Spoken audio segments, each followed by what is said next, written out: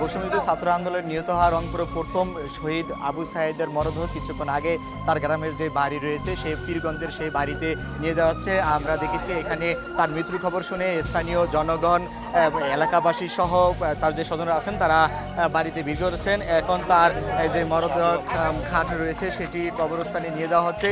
কিছুক্ষণ আগে স্থানীয় একটি মাদ্রাসার মাঠে জায়নামাজ হয়েছে।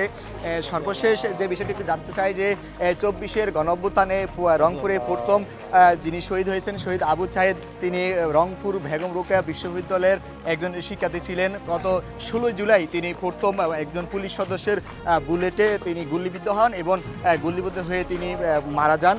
কিছুক্ষণ আগে তার মরদেহ রংপুর মেডিকেল কলেজ